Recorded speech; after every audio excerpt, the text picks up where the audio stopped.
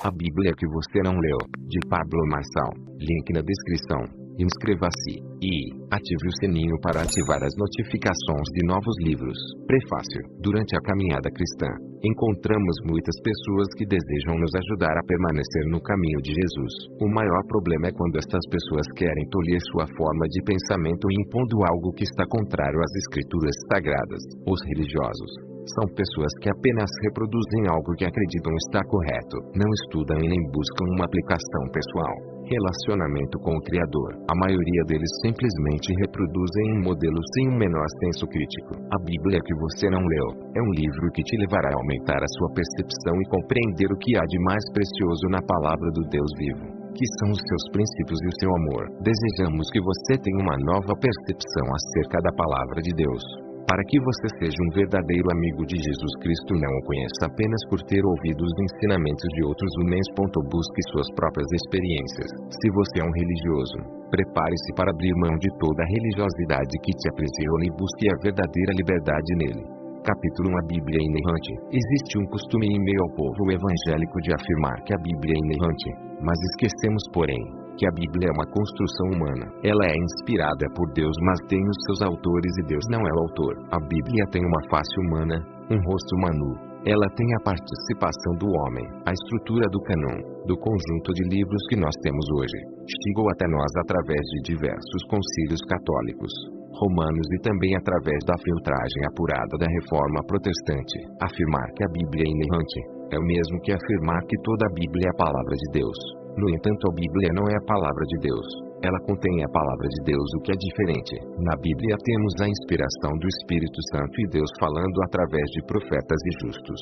Em mais de 5.000 anos de história, desde quando Deus se revela a Moisés no Monte Sinai, Êxodo 19, através do anjo que lhe falava, e também falava aos pais de Israel, palavras de vida que eram para ser transmitidas aos filhos de. Na Bíblia nós temos vários erros de português, de concordância verbal, de narrativa histórica, de narrativas quando a mesma história é contada em mais de um livro, e narrativas que são cientificamente reprováveis, como espécies animais catalogadas de maneira errada, erros de tradução e também erros na construção do conjunto de livros que compõem a Bíblia. A Bíblia contém livros que foram escritos por autores diferentes, com conhecimentos diferentes e também vivendo em épocas, culturas, formação e nações diferentes. Na maioria dos casos, um autor não conheceu os outros. Isso dá à Bíblia maior credibilidade.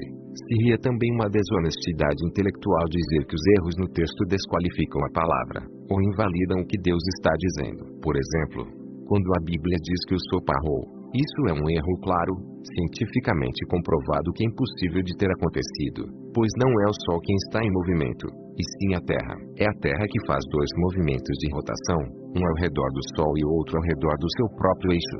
Portanto, se algo parou, sem dúvida foi a Terra. Mas observe, o autor está escrevendo dentro da sua perspectiva, do conhecimento que ele tem previamente, da sua formação intelectual e cultural, e há 3.000 anos atrás aproximadamente, quando eles viram aquilo, a leitura que fizeram foi que o Sol havia parado. Levemos em consideração o conhecimento da época. Para eles o Sol nascia em um ponto e se põe em outro.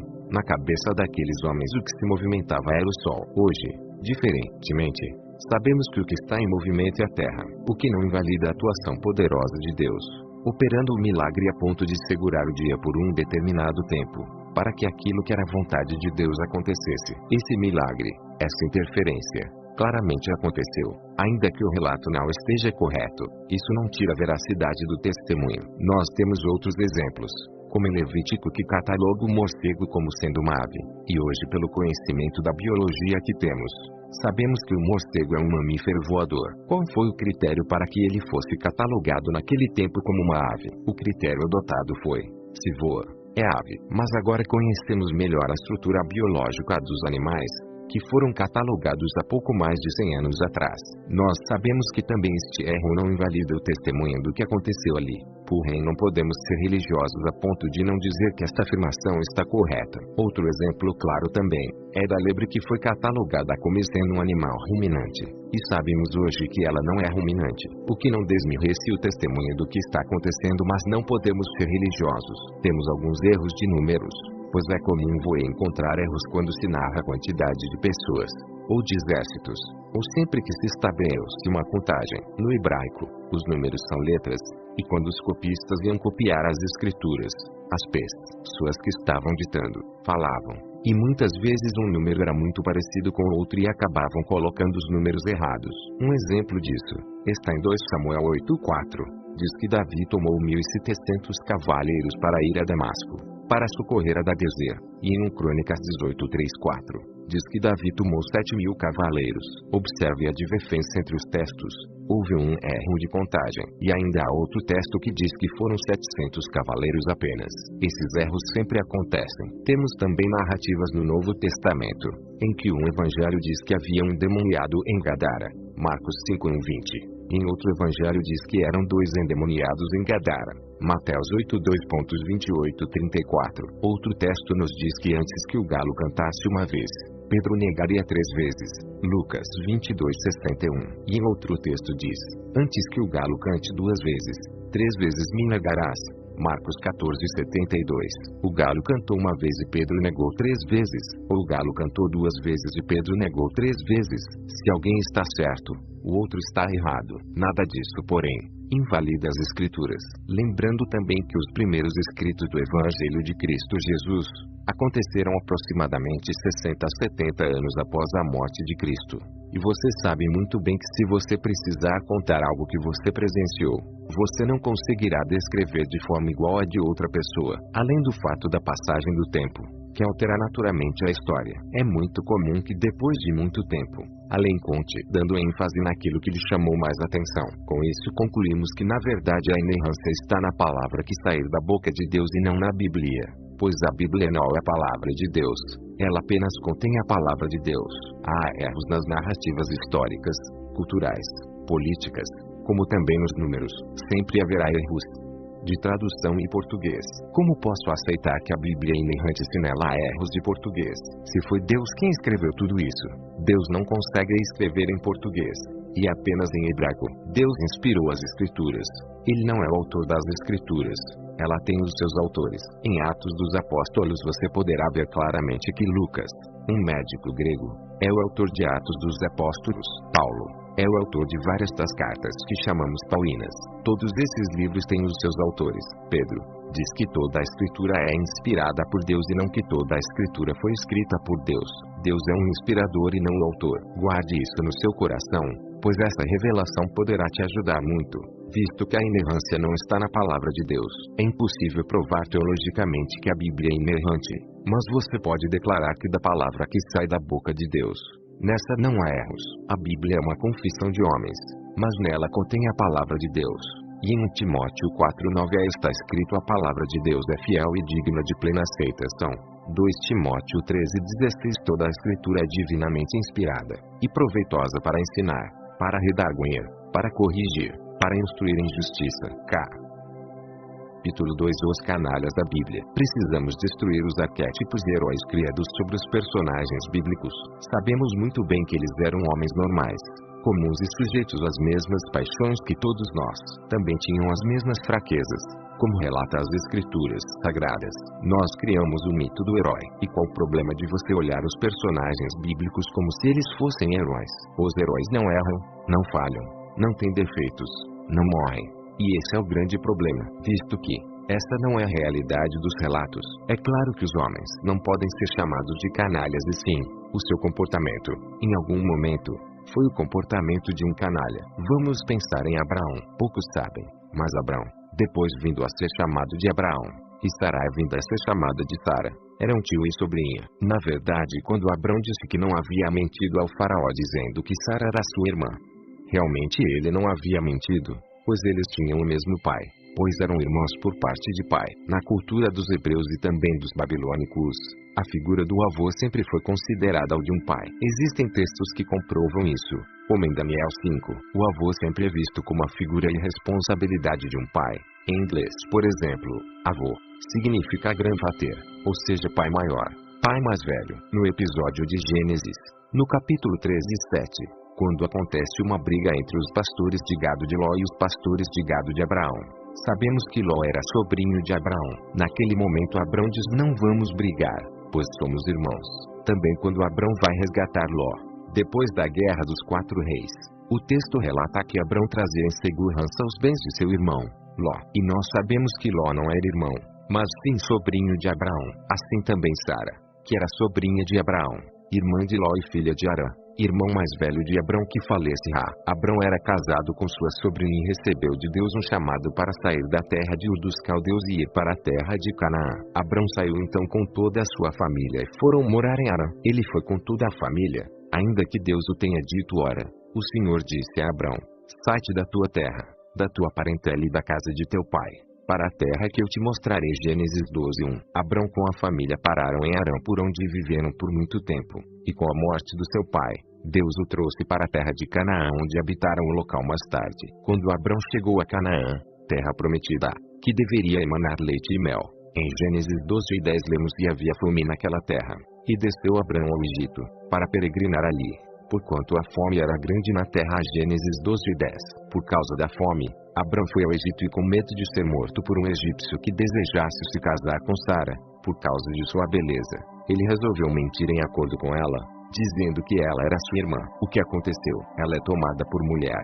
pelo faraó. Quando o faraó descobriu que Sara era mulher de Abrão e não sua esposa, ele manda chamar Abrão e lhe pergunta: por que mentiste? Por que não disseste que era tua mulher? Se houvesse me falado, eu não a teria tomado como minha mulher, e não teria pecado nem contra ti nem contra o teu Deus. Ou seja, houve um adultério, houve uma relação sexual entre Sara e o faraó. Diante disto, faraó devolve Sara, e Abrão sai do Egito. Mas por amor de Sara, o faraó recompensou Abrão com muitos bens, animais, escravos, gado e inclusive a escrava Agar, uma princesa do Egito, foi dada a Abrão como parte do dote de faraó. Quando Abrão recebe Sara de volta e toda a face é descoberta, ao invés de Abrão devolver tudo que havia recebido do faraó, ele vai embora tendo uma atitude canalha, levando além de Sara todos os bens que havia recebido. Então você, leitor, pense o que quiser, fale o que quiser, mas se coloque no lugar de Sara. Todas as vezes que ela olhava para os bens e para Agar,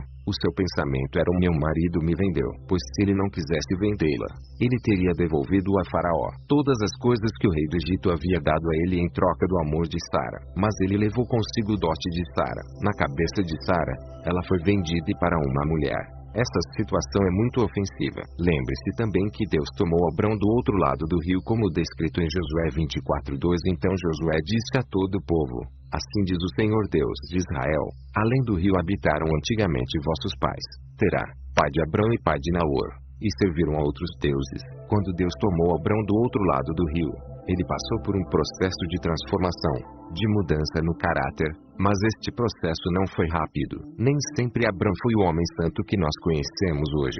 Nem sempre ele teve o caráter que ele adquiriu no final da sua vida. Em outro momento, Abrão recebe 3 anjos na sua casa, e nós sabemos que pela interpretação, aqueles anjos eram o Senhor, pois no texto bíblico relata: o Senhor visitou Abrão. Gênesis 18:1-2.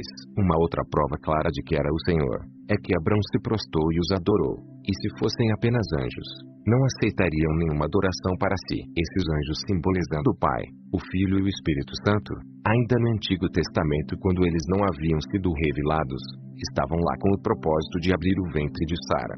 Sara não era estéril por causas naturais. Deus Ectares havia fechado o ventre de Sara por causa do marido que ela tinha, que ainda não tinha o seu caráter totalmente trabalhado. Quando os anjos aparecem para abrir a madre de Sara, o Senhor dá a notícia a Abraão. Então, disse o Senhor: voltarei a você na primavera, e Sara, sua mulher, terá um filho. Gênesis 18:10. E Sara ouve os anjos falando isso e começa a rir e diz: por isso riu consigo mesma, quando pensou: depois de já estar velha, meu senhor já idoso, ainda terei esse prazer? Gênesis 18:12. O Senhor ouviu os risos de Sara e disse a Abrão que quando o menino nascesse deveria chamar-se Isaque, porque Sara riu. Nesse ponto a madre de Sara está aberta. Observe que logo após este evento, Abrão tenta vender Sara a um outro rei chamado Abimeleque, contando a mesma história, dizendo que Sara é sua irmã e não sua esposa, e ela confirma isso. O rei, sabendo disso, tenta tomá-la por mulher, ainda que sua idade já estivesse avançada, visto que Sara, segundo a Bíblia, era uma senhora de idade, mas tinha a pele de uma jovem. Abrão tenta vendê-la então ao rei, e Abimeleque, diferente do faraó do Egito, não vai ter a oportunidade de tocar nela, pois o Senhor não permite. Abimeleque se casa com Sara, mas não tem a noite de núpcias. pois o Senhor não permite, visto que o ventre de Sara já estava aberto para conceber o filho que Deus prometera a ela e a Abraão. O Senhor aparece a Abimeleque em sonhos e diz a ele que ela já possuía marido e que ele deveria devolvê-la a seu esposo, pois ele era um profeta e após entregá-la deveria pedir que Abraão orasse por ele, para que ele vivesse e não morresse. Naquela noite, nem Abimeleque, nem nenhum animal ou homem do seu reino pode cumprir com suas obrigações conjugais e matrimoniais, pois o Senhor fez com que todo macho descumprisse suas obrigações. E Deus ainda disse a Abimeleque que se ele encostasse um dedo em Sara, ele não permitiria que nenhuma mulher desse à luz no reino dele e que destruiria o seu povo. Abrão teve novamente sua mulher, e Deus levou em conta o fato dele ser profeta, mesmo estando errado em sua atitude, e ainda disse que ele deveria orar por Abimeleque para abençoá-lo, mesmo que Abrão tenha tido novamente uma atitude de canalha pois ele era um profeta. Isso mostra que a sua humanidade não impede que se manifeste o dom que Deus colocou em sua vida, mas você precisa passar por um processo de transformação como dizem as escrituras em Romanos 12:2, sede transformados por reformardes a vossa mente. Poderíamos falar de inúmeros personagens bíblicos, como é o caso de Davi, que também foi um canalha, apesar de ser um rei ungido pelo Senhor. Davi mandou seus homens à guerra e ficou em seu palácio e andando e observando pelas janelas, ele viu Batseba, a mulher de Urias, um valente soldado que acreditava no comando de Davi e lutava por sua causa. E Davi comete um adultério com Batseba, a mulher de seu amigo, de seu leal soldado, e Davi ao se deitar com ela, a engravida, e quando ele descobre isso, tenta embebedar Urias para que ele deitasse com sua esposa e por não conseguir, envia Urias para a frente do campo de batalha para a morte. Todas essas atitudes são atitudes de um canalha. Veja que Davi também precisou passar pelo processo de transformação, de tratamento do caráter e de formação de uma nova natureza. Todos nós precisamos passar por este mesmo processo. Não foi diferente com Abraão, nem com Davi e não será com você. Precisamos quebrar os arquétipos de heróis compreendendo que estes homens eram homens falhos, sujeitos às mesmas paixões e fraquezas que nós, e com os erros que eles cometeram.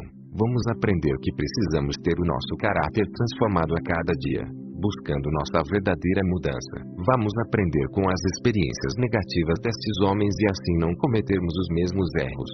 E é por este motivo que Deus não ocultou as fraquezas, debilidades e nem erros desses homens, para que a partir desses relatos possamos aprender muito. 1. E você, quais são as suas 3 maiores debilidades? 2. Qual tarefa você pode propor para cada uma das suas debilidades a fim de realmente ser transformado? Capítulo 3 Santa Ceia. Apesar de durante muitos anos a Igreja nomear esta cerimônia de Santa Ceia, este não é um nome bíblico. É somente mais um termo igrejeiro usado pela tradição e pelo costume da Igreja. Quando falamos sobre ceia, conseguimos identificar 5 nomes bíblicos para esse termo na Bíblia. Na verdade, temos 4 sinóticos que falam sobre a ceia do Senhor. O primeiro é em Mateus, o segundo em Marcos, o terceiro em Lucas e o quarto está em Coríntios no capítulo 11. O apóstolo João em seu evangelho não fala acerca da ceia do Senhor, apenas relata sobre o momento em que eles comiam a Páscoa. Temos 5 nomes bíblicos para a ceia do Senhor.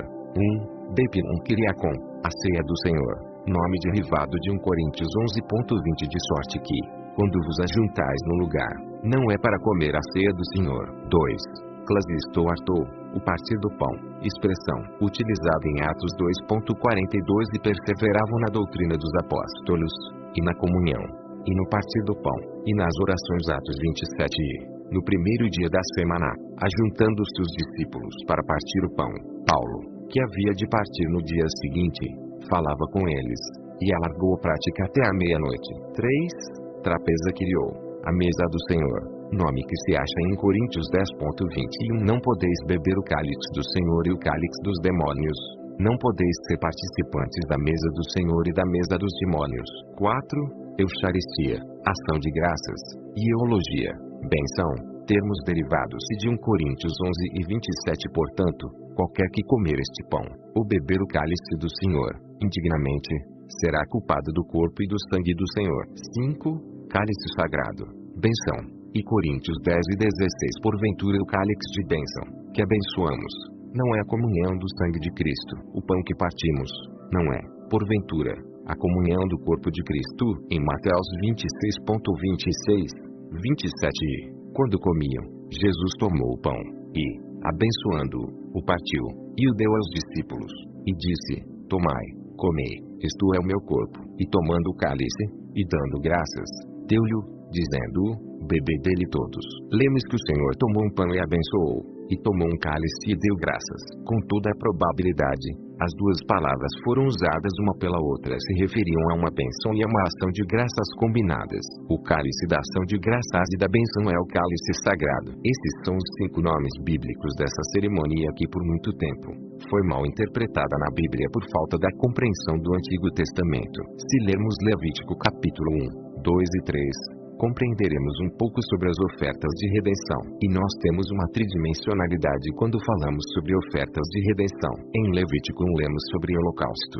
Em Levítico 2 fala sobre manjares e em Levítico 3 aprendemos sobre o sacrifício. Em hebraico, holocausto é olá, manjares e minchá e sacrifício é curbã. Portanto é necessário olá, minchá e curbã, ou seja, holocaustos, manjares e sacrifício para ter uma oferta completa de redenção. Só pode haver redenção se houver a presença dessas 3 ofertas. Porém, essas mesmas ofertas são tripartidas em si mesmas. O que é um holocausto? Uma oferta animal. E o que é o sacrifício? Também é uma oferta animal. Qual a diferença entre eles? Se podemos oferecer um cordeiro novilho touro cabrito bode em ambas as cerimônias. A primeira diferença é que o holocausto só pode ser oferecido de um animal macho, pois é um ato único. No sacrifício, pode ser um animal macho ou fêmea, pois pode ser um ato único ou um ato contínuo, um ato único.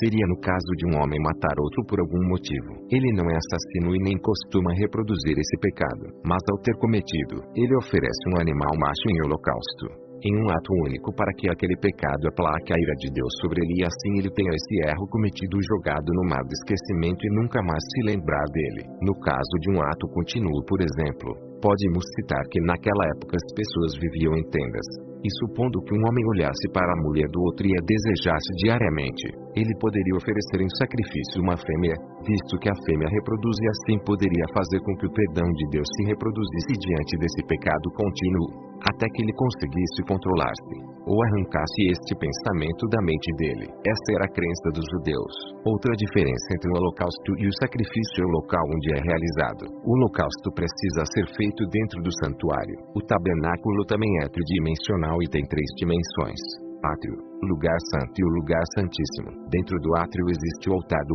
holocausto, um lugar onde não se pode oferecer animais cujo sangue foi derramado por pecados. Somente podemos oferecer animais cujo sangue é derramado em holocausto. Os animais que foram ofertados por pecados precisavam ter seus corpos queimados fora do santuário, em um altar chamado altar do sacrifício que fica fora do santuário, em uma montanha ou uma rocha que ficavam à saída leste, diferente dos animais ofertados ao altar do holocausto que deveriam ser queimados dentro do átrio. Observe isso. O Senhor Jesus precisou morrer fora do santuário, porque ele era uma oferta pelo pecado do povo. Outra diferença é que não se pode oferecer o holocausto pelo pecado e sim por santificação, mas um sacrifício pode ser ofertado por ação de graças, uma oferta de paz e também como expiação pelo pecado. O holocausto sempre deve ter os seus pés lavados. Uma oferta de sacrifício pelo pecado não pode ter os pés lavados. Por isso o Senhor Jesus na noite da ceia, antes de cear, na Páscoa, ele tomou uma bacia e uma toalha e lavou os pés dos discípulos, pois ele já sabia que eles iriam morrer. Mas ele precisava mandar um recado para os judeus dizendo que nenhum deles morreria pelo pecado de outro homem. Para que ficasse claro que somente Jesus era uma oferta por pecados, ele lavou os pés dos discípulos. Todos eles morreram como holocaustos a Deus e não como sacrifício pelos seus pecados. Por isso também, quando Pedro tenta lavar os pés de Jesus, ele não permite.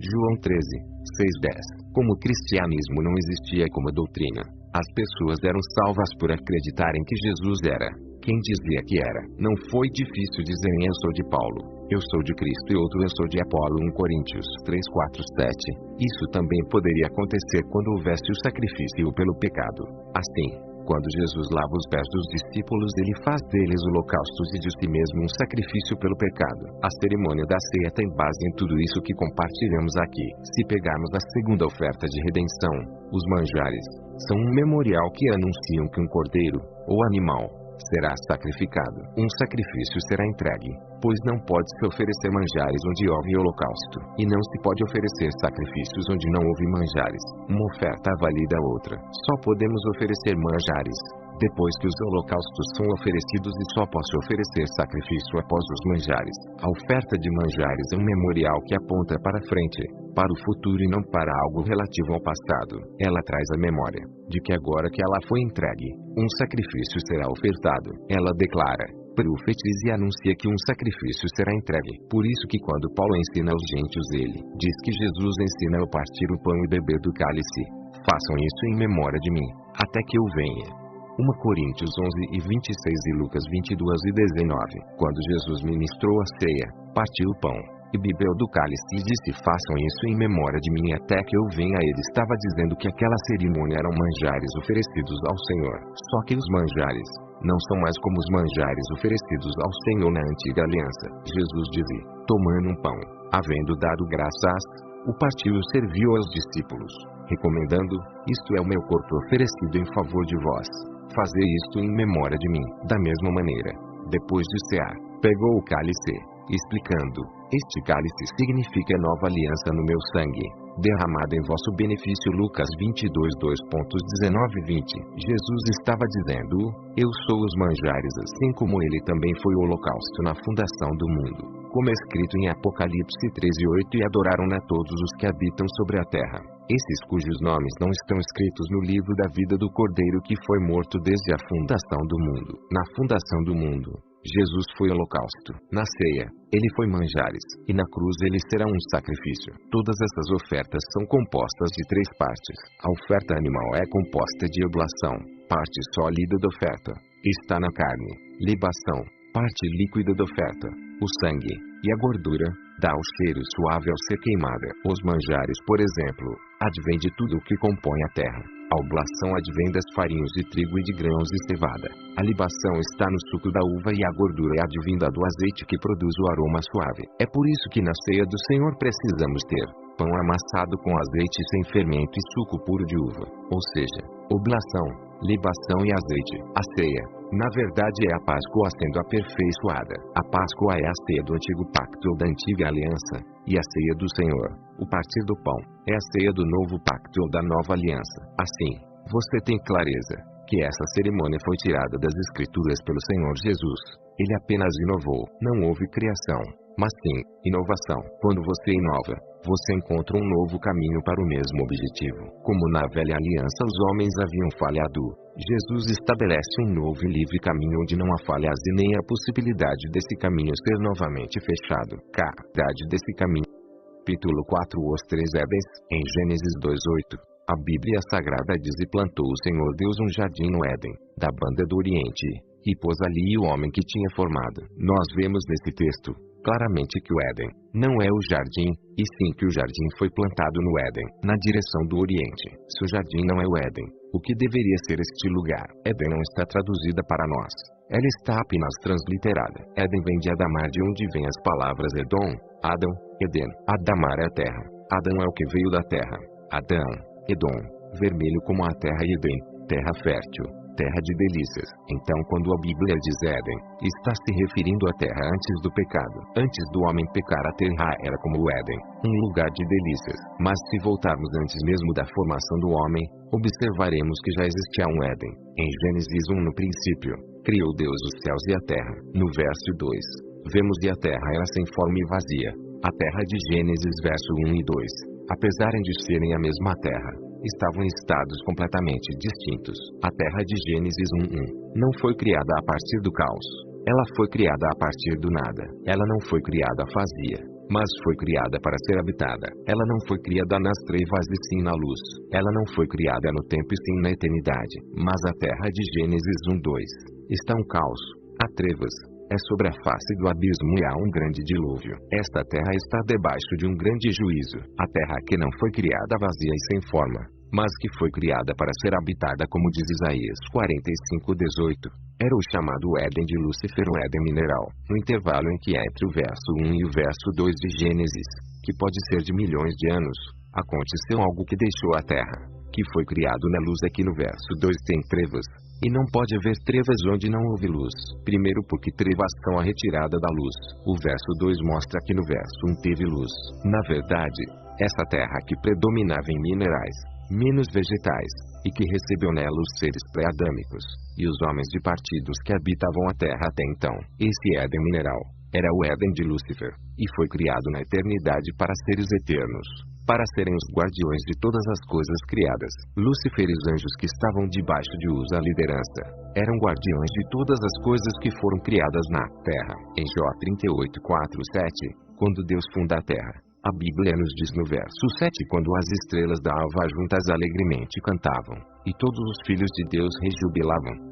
Essas estrelas da alva são anjos. Só temos uma referência bíblica acerca da quantidade de anjos que caíram com Lúcifer, e por tradição, ouvimos que a terça parte dos anjos do céu caíram com Lúcifer, e o texto que é referência para isto é Apocalipse 12:4: e a sua cauda levou a posse a terça parte das estrelas do céu e lançou-as sobre a terra, e o dragão parou diante da mulher que havia de dar à luz, para que, dando ela a luz, lhe tragasse o filho. Em Isaías 14:12, Lúcifer é chamado de estrela da manhã, como caíste do céu, ó estrela da manhã, filha da alva, como foste lançado por terra, tu que debilitavas as nações, ou seja, era o líder dos anjos guardiões da terra e de todas as coisas criadas. Por isso ele é chamado de querubim, palavra que vem do hebraico quiru, que quer dizer guardião. Quando houve a rebelião do anjo, este anjo, Lúcifer, foi levado a juízo. Toda a criação que estava debaixo do seu governo também entrou em juízo. Por isso em Gênesis 1:2,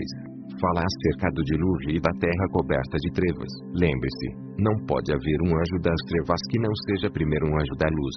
Esse Éden mineral, perdido, foi restaurado para receber o homem.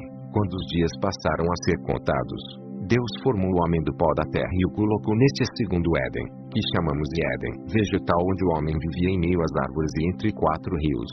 Pison, onde continha ouro. Guion, rodeava a terra de Cuxi. Tibre, corre para o oriente da Síria.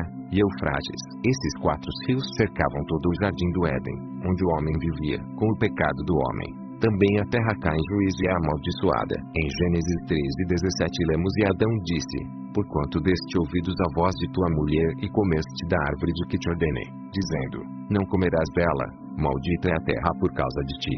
Com dor comerás dela todos os dias da tua vida. Ouvi o mesmo princípio. Quando Lúcifer caiu em juízo, todos que ele governava também caíram em juízo. Quando Adão caiu em pecado, toda a criação que estava embaixo do seu governo caiu em juízo. A terra que agora habitamos e que a princípio não produzia nem espinhos e nem abrolhos, está amaldiçoada, e tudo que está nela está preparado para o fogo. Porém Deus preparou um predestino, um destino prévio ao nosso crime. O que Jesus veio fazer foi nos dar um novo destino antes de sofrermos.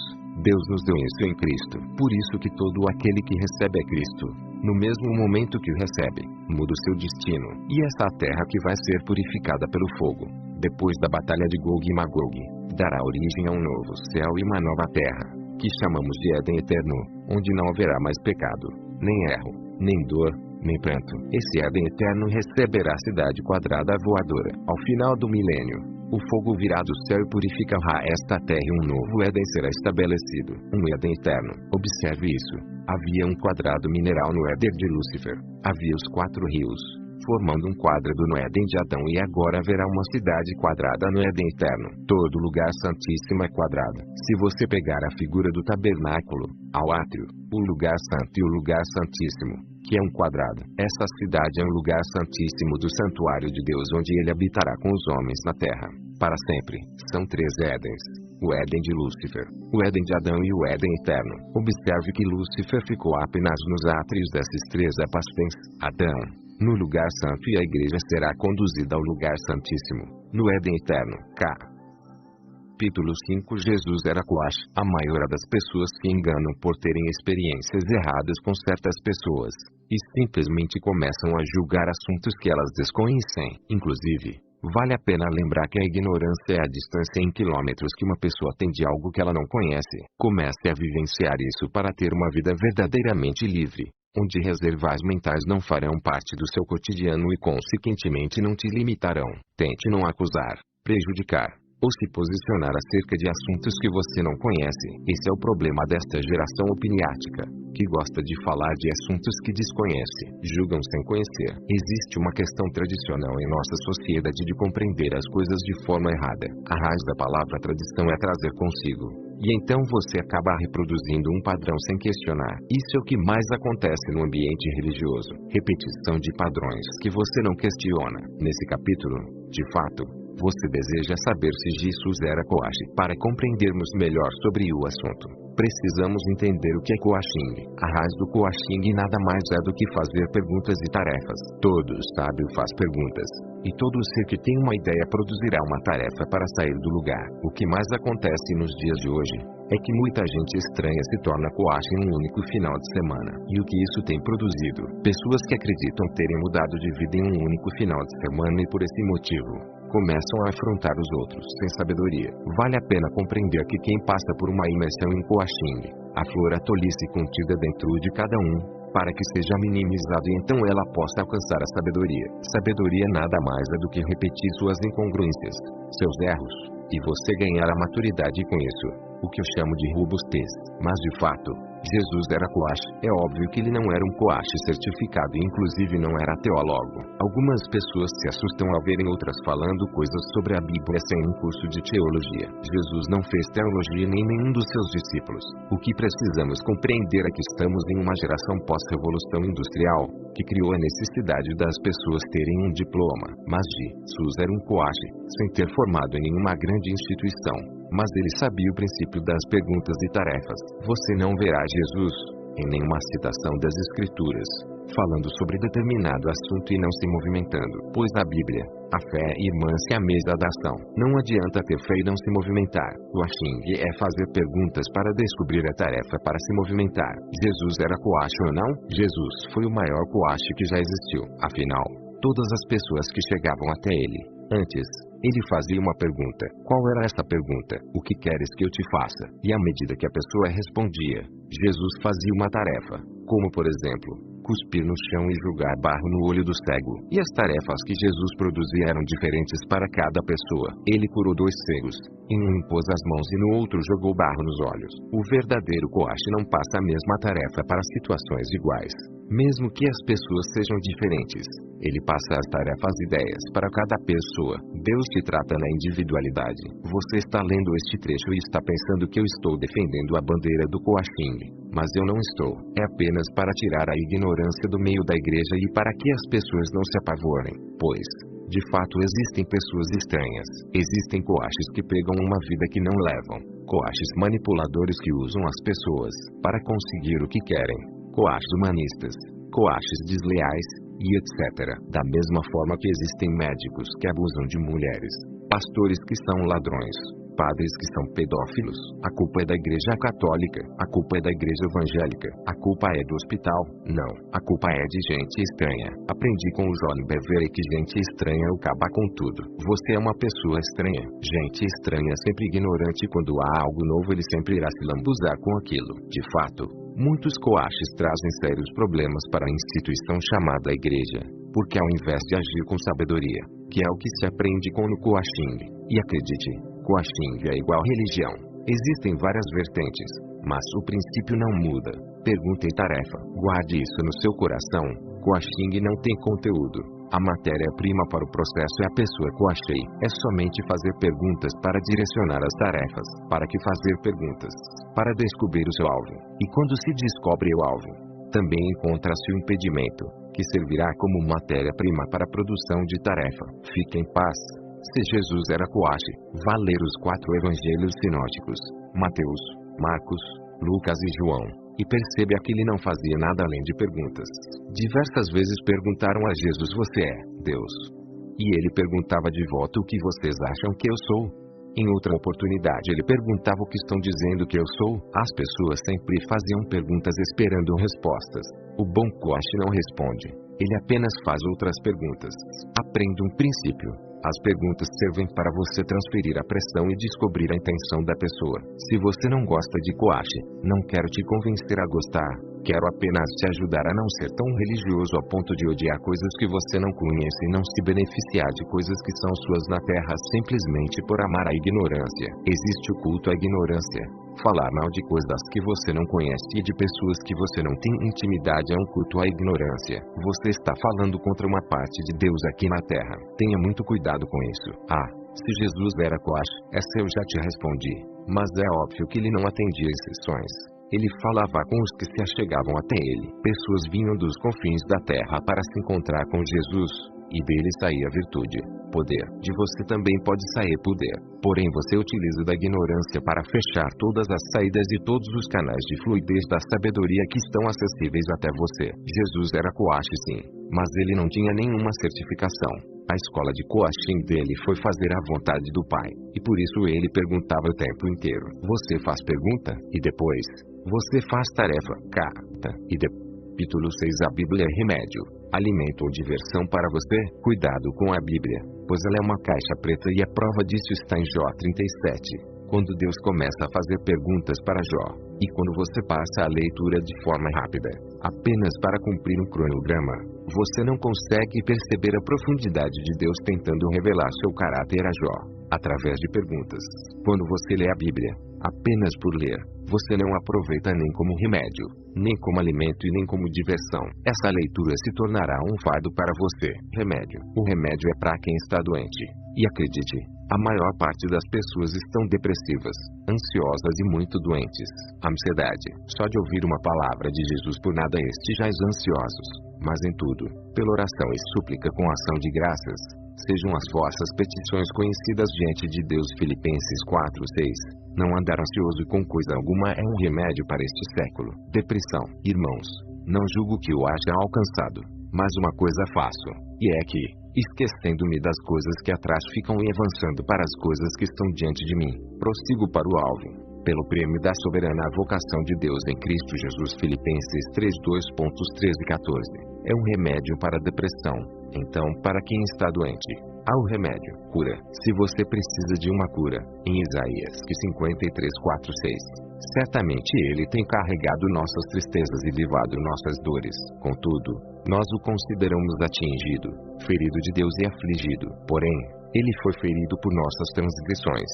Ele foi esmagado por nossas iniquidades. O castigo de nossa paz estava sobre ele, pelos açoites que o feriram nós somos curados. Todos nós como ovelhas temos nos desviado. Nós temos nos afastado, cada um para seu próprio caminho. E o Senhor tem posto sobre ele a iniquidade de todos nós. Alguém que está cheio de morte, disse-lhe Jesus: Eu sou o caminho, a verdade e a vida. Ninguém vem ao Pai, senão por mim. João 14:6. Ele é o remédio. Disse-lhe Jesus: Eu sou a ressurreição e a vida. Quem crê em mim, ainda que esteja morto, ele viverá. Esse é o remédio para quem está morto. Remédio não é rotina. Remédio é pontual, para quando alguém está doente. Olhe para a Bíblia porque ela é uma farmácia. Alimento. A Bíblia é um alimento para quem não está doente. Interessante que uma pessoa, quando está doente, ela não quer se alimentar. E como ela não quer se alimentar, não adianta tentar dar comida para o doente. Ele precisa primeiro do remédio. O alimento é na fase que você já passou pelo tratamento. A Bíblia é um maná que cai do céu. O pão vivo que desceu do céu. Por que chama pão vivo? Porque em todas as culturas tem pão. E o pão é o alimento mais barato que existe na terra. Então Jesus é acessível a todas as pessoas. Então ele é o nosso alimento. Orai, pois, da seguinte maneira: Pai nosso que estás no céu, santificado seja o teu nome. Venha o teu reino. Seja feita a tua vontade na terra, como é no céu. O pão nosso de cada dia dai-nos hoje. Ele é alimento, um alimento diário. Você tem se alimentado desse pão? Ele também é um banquete. Após te alimentar do pão, do básico, da sua comunhão, da sua experiência diária, existe um banquete, assim como uma sobremesa. Antigamente eu ia em alguns lugares e eu comia tanto que não sobrava espaço para a sobremesa. Mas depois que você conhece muitos alimentos, você começa a valorizar mais a experiência da sobremesa, que é o momento mais doce. Assim como a voz do Espírito Santo, viajando certa vez para a Itália, eu vi que nós no Brasil Não sabemos comer e nem aproveitar as fases dos alimentos. Uma refeição lá é composta de 5 fases no cardápio entre entrada e sobremesa. E aqui somos acostumados a comer tudo de uma vez. E não deixamos espaço para a sobremesa. A Bíblia é um alimento poderoso, que te permite sentar à mesa do rei e comer um banquete com ele. Engraçado que a Bíblia que você não leu, é porque você gosta de ouvir demais. Mas você não gosta de experimentar. Ela é um alimento e você ainda não a leu como deveria. Pois se eu disser a você que ela é uma picanha e você tentar comer, passará mal, porque você ainda é um bebê, e bebês tomam leite.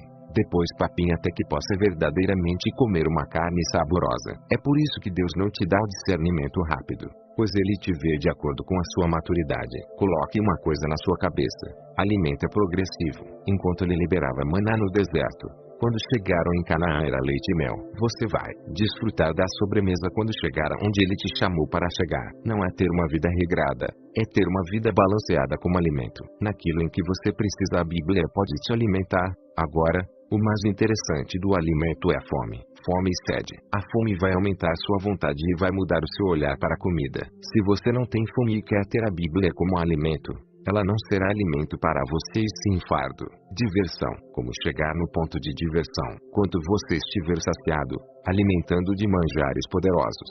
Quando estiver se alimentado de sobremesa e não abrindo mão de coisas que são suas. A Bíblia é uma diversão quando você está bem nutrido. Quando você está saudável, aí então você começará a se divertir verdadeiramente. Na verdade eu vos digo, tudo o que ligardes na terra será ligado no céu, e tudo o que desligardes na terra será desligado no céu. Mateus 18:18. Nesse momento você percebe que você tem um poder na terra. Então você começa a perceber que este negócio, esse é rio, essa instrução, esta palavra tem poder realmente. Então você começa a se divertir verdadeiramente. Quando você começa a perceber que Jesus não te chamou de escravo, mas sim de amigo, como em Apocalipse 13:21, ao que vencer, permitirei que assente comigo em meu trono, assim como eu também venci, e estou assentado com meu Pai em seu trono. Então isso começará a ser divertido. A real intenção de Jesus é ser seu amigo e amigo íntimo. Não pense que algo divertido fará com que você diminua o que é sagrado. Ao contrário, fará com que você compreenda o real significado de ser santo e separado, que é viver uma vida ali, e sem fardo, embaixo da graça dele. Uma vida que você não merece, mas você vive pelo amor dele por você. A graça é uma diversão. A pergunta é simples: a Bíblia hoje para você é remédio, alimento ou diversão? Se não for nenhuma das três, ela é um fardo ou então produz pavor em você.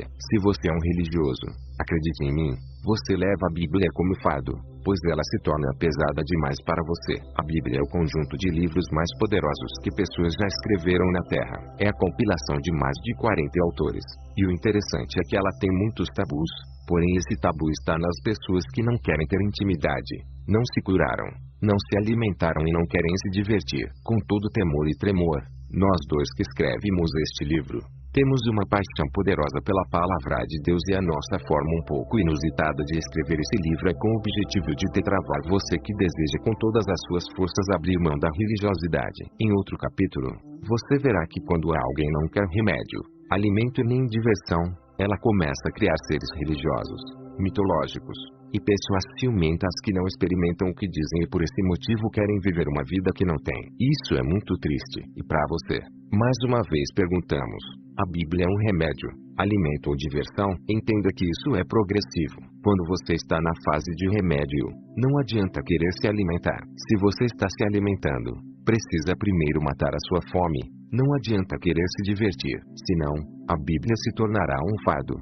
E acredite, há pessoas que têm tanto medo da Bíblia que sequer leem. 1. Descubra em percentual que a Bíblia representa para você em cada uma das áreas. Áreas: pontuação 0 a 10, remédio, alimento, diversão, fardo, pavor. 2. Você odeia a Bíblia, quem te ensinou a odiar a palavra. 3. Você ama a Bíblia, quem te influenciou a amar a palavra e ter verdadeira paixão por ela. Capítulo 7. Porque o nome mais poderoso do mundo não funciona na sua boca. Abra o seu coração, tome o seu Dramin, para você ler essa página, pois muitas pessoas, ao me ouvirem em palestras ou ao lerem sobre este assunto pela primeira vez, fica com muita raiva, e essa raiva aponta para o seu vitimismo, e é por isso que estou te avisando antes. O Dramin é um remédio que ajuda contra o enjoo/náusea. Então, de acordo com o seu nível de religiosidade, você precisará tomar muito ou pouco Dramin. para não enjoar durante a leitura. Pode acreditar, no começo será difícil engolir o que está escrito aqui, por isso preciso da sua máxima atenção. O nome mais poderoso do mundo é o nome dele. O nome de Jesus é o nome do que dele. Por ele e para ele são feitas todas as coisas. Ele é o nome que tem mais poder. Ele é o Verbo vivo, encarnado que desceu na terra. Porque o nome de Jesus, sendo o nome mais poderoso da terra, quando falado na sua boca não funciona? Responda a essa pergunta. O problema está no nome dele ou na sua crença. Vamos lá.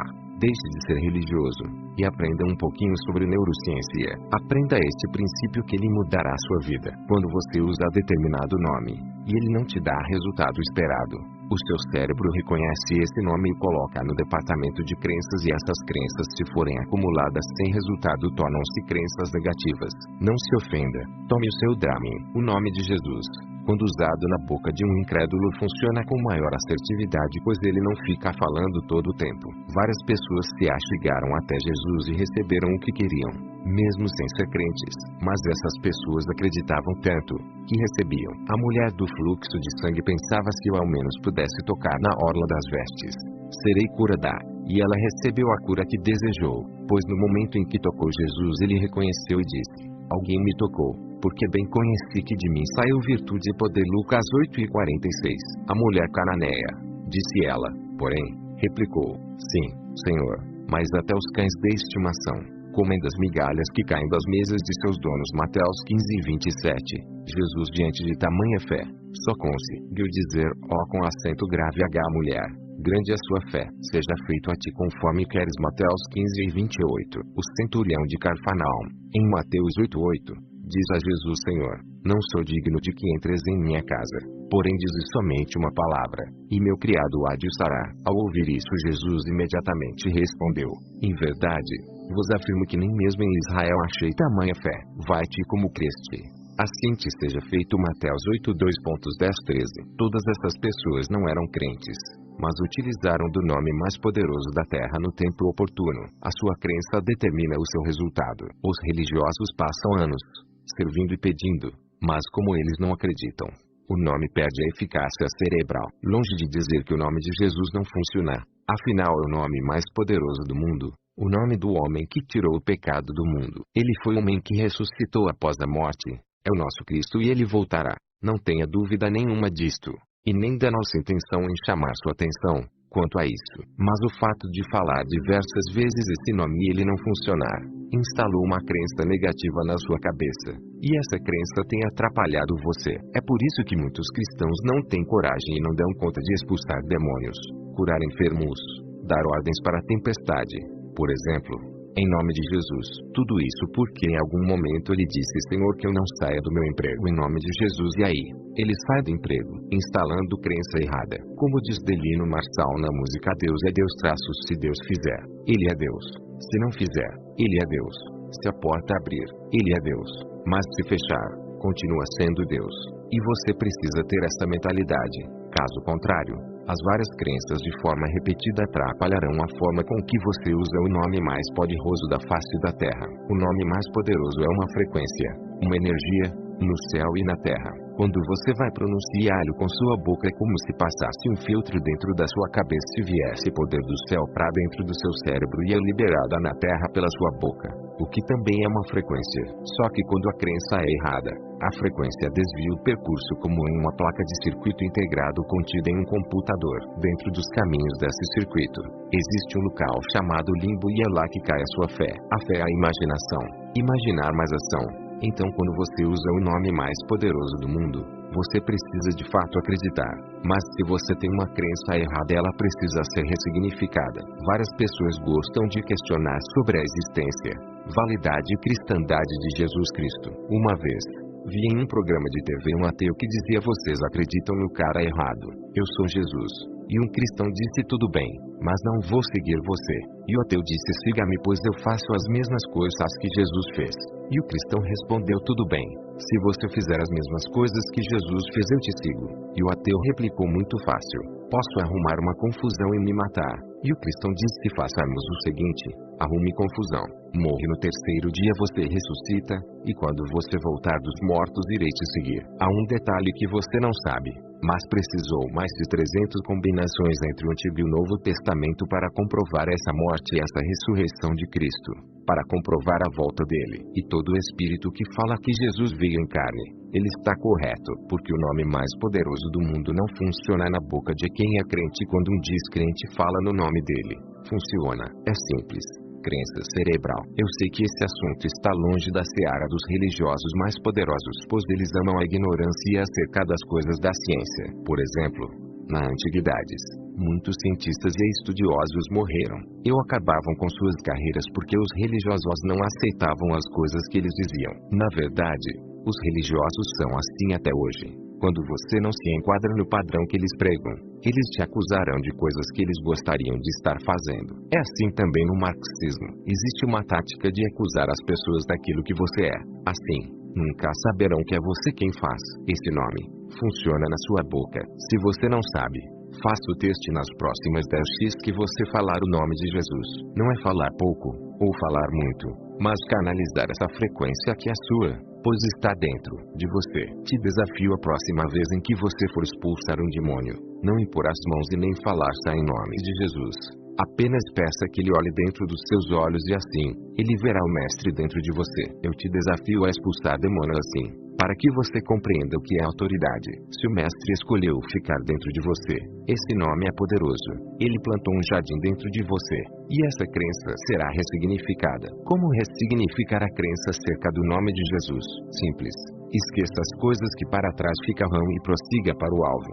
Não fique machucado com Jesus se ele não curou seu familiar. Não fique magoado, pois acredito, isso flui através de você. Espero que você tenha tomado o seu Dramin e a sua náusea tenha passado. E desejo que você possa prosperar e edificar a sua vida. 1. O que o nome de Jesus significa para você. 2. Esse nome funciona na sua boca. 3. Ressignifique sua crença acerca de Jesus e escreva abaixo. Capítulo 8. Pregue para um religioso. Esses dias recebi um áudio de um grande amigo, influente na Igreja Católica, compartilhando comigo que alguns bispos da igreja estavam assistindo alguns vídeos em que eu falo deixe de ser religioso, porque ser religioso te atrapalha e eles se sentiram ameaçados, pois na Igreja Católica, quando alguém é chamado de religioso, é bom, mas no contexto protestante é ruim, pois um religioso limita os demais. Tenho muito carinho pela Igreja Católica e nunca foi meu intuito ofender ninguém, visto que o contexto é diferente. Inclusive sigo um padre chamado Paulo Ricardo e diversas vezes nos encontramos, e temos um mútuo respeito e carinho. Afinal de contas, o protestantismo saiu de um berço católico e não podemos jamais cuspir neste prato ou desonrar os nossos irmãos católicos. Então, por que pregar para um religioso? O Senhor nos disse, portanto, ide fazer com que todos os povos da terra se tornem discípulos, batizando-os em nome do Pai, e do Filho, e do Espírito Santo. Mateus 28:19. Mas a maioria, além de pregar o Evangelho, batizar no nome do Pai, do Filho e do Espírito Santo, batizam também em nome das denominações e aí começam a criar as facções. Quanto maior a estrutura de uma religião, maior a sua insegurança. Existe um tripé de poder. Muitas pessoas se assustam com pecados de moralidade, mas existe um pecado que poucas pessoas sabem. Um pecado de poder. Jesus não nos chamou para criar denominações, ele nos chamou para formar a igreja. Igreja é um organismo vivo e não uma instituição. É óbvio que, como jurista, eu sei que as instituições precisam ter personalidade jurídica, ser constituída e ter todas as demais coisas. Não somos contra isso, só que as estruturas começam a ficar muito pesadas. Para você ter uma ideia, hoje no Brasil, 40% do que se arrecada é gasto com infraestrutura e estrutura, e isto é muito pesado, pois acaba gerando um ciúme dentro do sistema. Um ciúme pelo entendimento da palavra, onde as pessoas começam a se dividir acreditando que somente meu entendimento é o correto. Acredite, a cada 10 religiões, 9 utilizam o princípio da gloriosa igreja que dizem só aqui você será salvo. Cuidado com os religiosos. Religiosos não merecem honra, eles são inseguros. São homens que começam a olhar para o próprio umbigo, começam a tematizar a Bíblia, e a pregar a mesma pregação todo o tempo para justificar a visão que eles têm. Começam a distorcer a palavra. A Bíblia não é tematizar. Em outro capítulo você viu que ela é remédio, alimento ou diversão. A Bíblia é uma construção. Ela tem uma face humana de toda a história da humanidade. Da queda e pouca coisa mencionada no pós-queda. É um livro que nos dá instrução de como vencer a vida, de como trazer o reino dos céus aqui na terra. Então, Por que pregar para o religioso? Pois o religioso gosta só de ouvir falar, e como ele não experimenta, ele também não quer deixar você experimentar. Ele quer que você siga o padrão dele. A religiosidade é fabricada, e a fábrica da religião está na vida dos que não experimentam. E aí de você se for usado, como eles não experimentam. Eles não gostam de ousadia e também querem reter você da oportunidade de experimentar. Querem você dentro de um padrão, falando do mesmo jeito, agindo conforme os métodos que eles criam, e usando até mesmo a mesma gravata laranja no dia de servir a ceia. Por quê? Porque para eles, se não houver padrão não serve. Cuidado com a expressão você está fora do padrão. Enquanto executivo de uma multinacional com mais de 200 mil funcionários, eu aprendi que padrão é bom e não acuso igrejas de terem os seus padrões. Acredito que toda instituição, empresa, casa, família, precisam de ter padrões. Só que padrões não são o limite. Eles precisam ser o piso e não o teto. Guarde isso no seu coração. Quando o padrão for um teto para te limitar em seu crescimento, seja ele qual for, você está rasgando Gálatas 5:1 da sua Bíblia, que diz foi para a liberdade que Cristo nos libertou. E o que mais tem no meio religioso é padronagem para limitar o corpo. A diferença do corpo de Cristo para um corpo humano é que o corpo humano chega em um ápice e começa a cair. O ápice do corpo humano é aos 33 anos de idade, quando todo atleta de alta performance começa a perder rendimento. Engraçado, não é? Jesus morreu exatamente aos 33 anos de idade. Ele foi tão perfeito em seus caminhos, que quando ele chegou ao ápice do seu corpo humano, ele foi crucificado e morreu. Por que pregar para um religioso? Porque eles estão atrapalhando o crescimento do corpo. O corpo humano cresce até o ápice e depois diminui. O corpo de Cristo é diferente. Ele cresce e rompe em crescimento. A brasa fora do braseiro se apaga. Provérbios 26:20. Eu sei que você concorda com isso e nós não podemos andar afastados uns dos outros. Foi assim que o nosso mestre nos ensinou a viver uma vida de igreja, e a investir nossa vida como sacrifício vivo e agradável naquilo que ele nos chamou. Só que existe um fato que você nunca percebeu, que se a brasa fora do braseiro apaga, precisamos colocar brasas novas.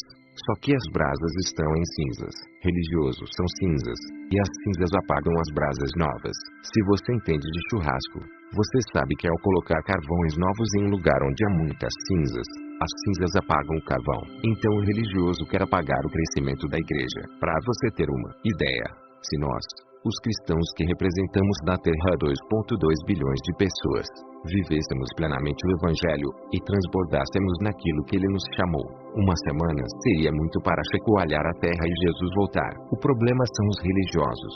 Certa vez, em uma pesquisa disseram o problema do mundo são as armas, as drogas. Sabe qual é o problema do mundo? Religião. Em Tiago 1:27 está escrito: a religião, pura e imaculada diante de Deus e Pai, é esta: visitar os órfãos e as viúvas nas suas tribulações, e manter-se sem manchas do mundo. Mas além de compreender sobre a verdadeira religião, você precisa saber que os religiosos precisam receber uma pregação dos verdadeiramente livres, dos que não se submetem a este engessamento do corpo. O corpo de Cristo está em plano crescimento, e os religiosos não podem parar, pois eles querem parametrizar de acordo com seus traumas, suas inseguranças financeiras, as suas tematizações, seu pouco conhecimento e seu excesso clerical. A igreja não é clericalismo. A igreja é uma casa onde famílias se encontram e não onde o poder é estabelecido na terra. Entende? O poder são as pessoas, pois todos são sacerdotes.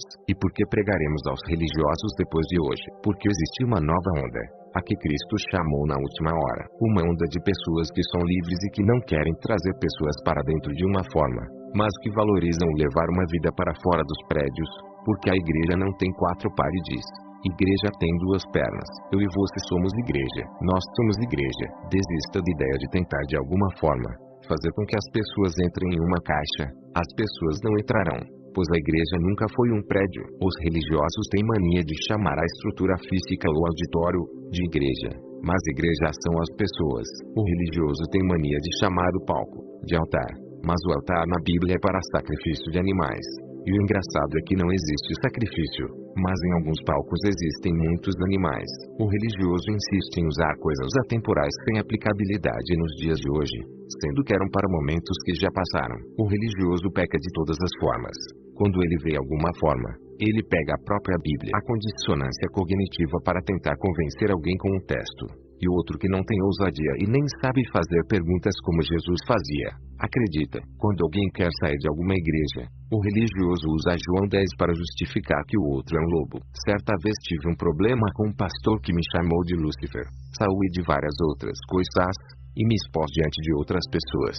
E aquilo foi um grande aprendizado. Nesta ocasião eu perguntei a Deus por que aqueles que eu amo e amo de todo o meu coração me perseguem.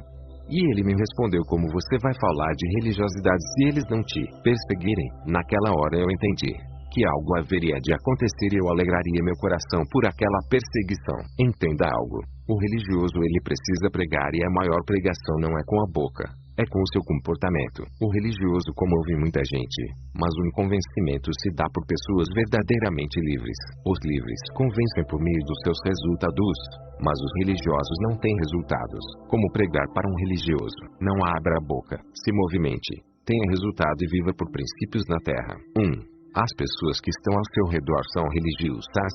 2. Com sabedoria, você irá tratar isso de qual forma? Qual ação você pode produzir hoje? 3. Qual comportamento você precisa mudar para abandonar a religiosidade? Mudar para abandonar. Capítulo 9. Jesus selvagem. O religioso sempre quer que as pessoas agradem as crenças dele. Ele deseja de toda a alma que as pessoas, sem experiência, se pareçam com ele. Só que quem precisamos seguir não é o religioso e sim, devemos cultivar o comportamento de Cristo, aquele que não agradou a ninguém. Certa vez, Maria chamou Jesus, e Jesus estava em uma casa e disse: pois todo aquele que faz a vontade de meu Pai que está nos céus, este é meu irmão, minha irmã e minha mãe. Mateus 12:50. Você que é católico não se sinta ofendido. Foi um chega para lá que Jesus deu em Maria para passar um recado a ela dizendo: aquele homem pode ir cuidar dos meninos. Os outros irmãos. Aquele homem parecia sem controle. Certa vez, Jesus saiu da presença de sua mãe, Maria, e foi discutir com os mestres na sinagoga. Jesus já tinha uma identidade formada, e todo ser que possui uma identidade formada não precisa agradar a ninguém. E você pensa: serei eu, esta pessoa que vai desagradar os outros? Não. Os que andam perto de quem tem identidade respeitam as pessoas. Como tal, poucas pessoas que têm identidade estabelecida e consolidada, poucas são respeitadas. As demais são afrontadas, violadas. Elas precisam absorver emocionalmente a ditadura dos outros, precisam arcar com fardos emocionais que outras pessoas não conseguem suportar. Então, quem consegue liderar a si mesmo, não deixa que seu corpo torne-se um lombo de cavalo para os outros montarem. Afinal, você sabe por que pessoas montam a cavalo? Porque existem cavalos. A pergunta é: você é o cavalo de alguém? Saiba que no terreiro de Macumba, a expressão cavalo aponta para um corpo que não tem domínio sobre si. Então qualquer espírito não terá poder de manifestação na terra, se não houver um corpo para ser montado. Aprenda definitivamente que só corpo, matéria, é que tem poder na terra. Então, como você não usa o seu para obedecer o que sua alma e o seu espírito aponta, outras pessoas vão usar você como cavalo. Porque Jesus era selvagem, porque ao mesmo tempo em que ele era doce, ele também entrava no átrio do templo e via cambistas vendendo coisas na casa do Pai. E ele poderia chegar com a doçura celestial e dizer: ei, amigos, beleza? Assim como está escrito na palavra de meu Pai, o zelo pela minha casa me consome. Por favor, se retirem. Mas não foi assim. Jesus naquele momento quebrou tudo, destruiu todas as barracas. E aquele Jesus era selvagem. Para você que é religioso e ficou preocupado com, lá vem outro capítulo maluco, que Jesus é aquele, manso e humilde, e quebrando as coisas dos outros, dando prejuízo para as pessoas. Que Jesus é aquele que ao expulsar um demônio, o próprio demônio pede para entrar em uma manada de porcos. Marcos 5. E Jesus atende. Jesus era um quebrador de regras, mas ele não quebrava nenhum princípio. Ele veio para restaurar os princípios e para isso é necessário quebrar as regras. Pois religiosos cercam princípios com regras pessoais e com crenças para distanciar você daquilo que é seu. Os princípios são seus aqui na terra, e não são de religião nenhuma. Esse Jesus selvagem, quando conversava com fariseus e homens legalistas, ele ficava muito bravo. Era curto e direto, muito pior do que o Bolsonaro antes do período eleitoral. Não sei se você se lembra, mas existia até algumas brincadeiras associando o nome do Bolsonaro à marca Tramontina Corte Rápido. Bolsonaro sempre foi muito direto, Mas ele era assim com quem lhe perguntava as coisas com nobreza? Não. Ele era assim com marxistas que queriam usar as palavras dele contra ele. Não estou dizendo que Jesus era o Bolsonaro. Estou dizendo que Jesus, assim como o Bolsonaro, não queria agradar ninguém. Engraçado. O Bolsonaro, sem agradar ninguém, ganhou a presidência do Brasil de forma milagrosa. Acredito que foi Deus também. Mas uma pessoa, quando se posiciona, passa a ter domínio sobre a terra. Quando Jesus está com os discípulos, e Pedro ousa falar que ele não vai morrer. Mateus 16. Jesus selvagem diz para Pedro, aquele a quem ele chama de rocha, igreja, e diz, para trás de mim, Satanás. Mateus 16 e 23. Como um homem manso e humilde não apareceu nesse momento. Você está confundindo tudo, por não ter compreensão das Escrituras. Diversos assuntos que estão sendo abordados neste livro você está vendo pela primeira vez, pois nunca foram temas de pregação na sua igreja. E isso deixa você encabulado. O que é necessário é que nós todos pesquisemos nas Escrituras e nos alimentemos dela. Não há problema em ouvir pregações, mas elas não podem substituir a leitura da palavra. Eu sei que o religioso pode me odiar por causa deste livro, mas ele sempre concordará que o correto são as Escrituras. O problema é que ao ler as Escrituras você sairá debaixo do comando emocional que o religioso tem sobre você. Você vai sair do cabresto que te é imposto e será livre, como em Gálatas 5 diz. Verdadeiramente sois livres. Esse Jesus selvagem, quando foi colocado em uma situação de exposição, era só pedir perdão e voltar atrás do que ele estava ensinando e ele não seria morto. Mas perguntaram para ele, você é rei dos judeus? E ele respondia, tu dizes. Mateus 27. Este Jesus era o mesmo que cuspia no chão, formava um barro e aplicava nos olhos de um cego para curá-lo. João 9. E avaliando friamente, esta atitude não é de uma pessoa normal, ou de alguém que segue padrões, um fariseu, um religioso. Sabe por que eles não fazem? Porque vai ferir a imagem que eles têm e que lutam para manter. Um religioso tem uma grande reputação, mas um selvagem não tem reputação para defender. Preciso ser selvagem, em um mundo de normais. Você necessita ser selvagem. Ser selvagem não é ser mal educado ou sem cortesia. O selvagem é saber a hora certa de atacar, porque ele é como um leão.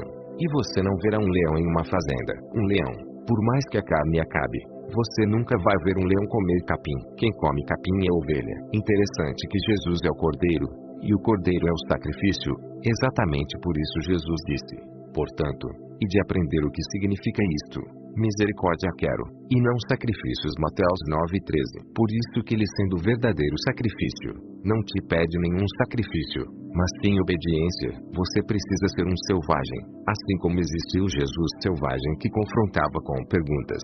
Aquele Jesus que na linguagem da quebrada não afinava para ninguém. Era lindo e ainda é lindo reler isso nas Escrituras. Como ele era direto, um Jesus que era manso e doce.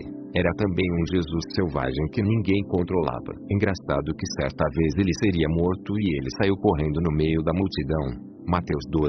Um homem manso e humilde não precisava disso. Jesus era tão selvagem que ficou 40 dias no deserto sem comer e ali precisou ativar os principais instintos de sobrevivência. Ele teve boas ofertas para quem pensa nas coisas desta terra, mas ele foi um selvagem do reino que abriu mão de comida, de glória, de reino e de poder na terra, para cumprir a vontade do Pai. Só um selvagem consegue fazer isso. Jesus era tão selvagem que ele chegou a suar gotas de sangue em um momento de fraqueza e de colapso mental em seu cérebro. Chegou a sair da sua boca, se possível for, passe de mim este cálice, Pai. Mateus 26, 39. Mas a sua mente de vencedor falou mais alto e ele completou contudo, não seja como eu quero, mas seja feita a sua vontade. Mateus 26, 39b. Sim, Jesus era um selvagem, mas ele também era um nobre do reino. E quando ele viu o reino, e ele sabia de onde vinha e para onde iria, nada compensava mais na terra do que salvar a sua vida. Caro leitor, aprenda algo. Pare de viver a síndrome do cordeiro. Ele já pagou. Abrão tentou pagar a oferta, mas Deus proveu o cordeiro. Gênesis 22.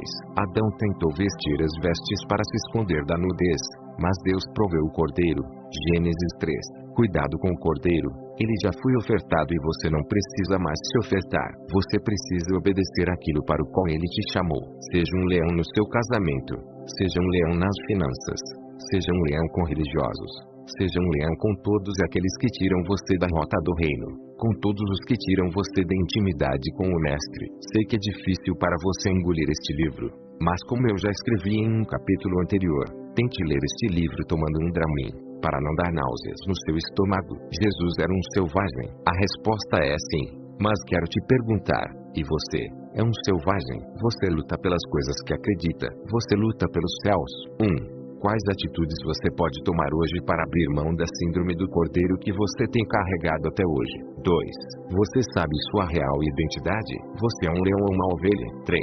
Você compreende que Jesus já foi o sacrifício vivo e você não precisa mais se ofertar? 4. Quais atitudes você começará a ter hoje para se tornar um selvagem como Jesus? Capítulo 10. A graça sempre existiu. Em Gênesis 3:6. A palavra de Deus nos diz: quando a mulher viu que a árvore parecia agradável ao paladar, era atraente aos olhos e, além disso, desejável para dela se obter discernimento, tomou do seu fruto, comeu e o deu a seu marido, e comeu também. Os olhos são a porta de entrada da alma. Desejamos sempre aquilo que agrada aos nossos olhos, aquilo que alimenta nosso corpo físico. Nosso ego foi assim com os primeiros homens. Foi assim com Adão e Eva. A mulher viu, e então desejou. Nossos atos são sempre antecedidos por um momento de sedução. Somos seduzidos na alma, no corpo e no espírito e posteriormente, por diversas vezes, fazemos o que nos conquistou. E, algumas dessas seduções podem nos levar a um grande abismo. Porém Deus é especialista em nos tirar deles. Nossos precipícios não se comparam com a graça de Deus. Muitos menos. Nossas tentativas de remendo. Somos espertos em tentar remendar nossos estragos. Somos habilidosos em nos escondermos por detrás da culpa ou do remorso. Em Gênesis 6, 7, 8 Adão e Eva percebem que estavam nus. Costuram folhas de figueiras para se cobrirem e se escondem. Para eles estavam tudo bem, até Deus aparecer. É sempre assim. Nossas transgressões não resistem à verdade de Deus. Elas só duram por um tempo bem específico por sinal. Só até Deus aparecer, talvez por se repetirem muitos discursos amedrontadores. A verdade de Deus dada a nós foi substituída pelo inferno preparado para o diabo e seus anjos. Fizeram a reputação de Satanás acreditando ao inferno uma estratégia eficaz transformadora do caráter e atitudes pecaminosas de um homem, antagonizando esse grande senso comum. Parafraseio de maneira muito sucinta o que as Santas Escrituras nos mostram claramente. O medo do inferno não fará o homem deixar de pecar, o que garante a seriedade, retidão, distância, determinação e transformação de um homem. Nada menos é do que o encontro dele com Deus e sua verdade. Me recordo que na infância, ainda menino, sendo criado por um tio extremamente tradicional, glória a Deus, pela vida dele que apenas repassou o que aprendeu, ouvia sempre ele dizer que crente não podia participar de festas juninas e outras festas seculares. Logo, eu era proibido de ir. Certo dia, cheio de curiosidade não aguentei, esperei todo mundo dormir. Pulei a janela, pulei o muro de casa e fui para uma festinha junina que estava acontecendo na escolar. Chegando lá a sedução foi grande demais. Dancei quadrilha, pulei fogueira, tomei quentão, comi canjica, paquerei as meninas e voltei para casa por volta das 2h da manhã. Eu nunca havia chegado tão tarde em casa. Pulei o muro e a janela novamente e fui dormir. Era um dia de sábado. No outro dia às 9h da manhã o que é que tinha? Adivinhe, culto na igreja. No caminho para a igreja fiquei pensativo indagando comigo mesmo. Meu Deus, o que será que irá acontecer comigo quando a tua unção descer naquele lugar? Vou ser fulminado no mínimo. Mas o engraçado foi que ao chegar a sensação que eu tive foi que o culto estava sendo melhor do que todos os outros. Parecia que de fato Deus havia descido ali e de maneira bem próxima estava conversando comigo ali no fundo da igreja. Sentado ali nos últimos bancos parecia que todo mundo sabia o que tinha acontecido na noite anterior. Eu me senti o pior da igreja. Porém, em um dado momento do culto senti muita vontade de chegar até o altar. A glória que eu estava sentindo era tão grande, mas o medo que eu sentia também. E se eu chegasse no altar e Deus me matasse ali,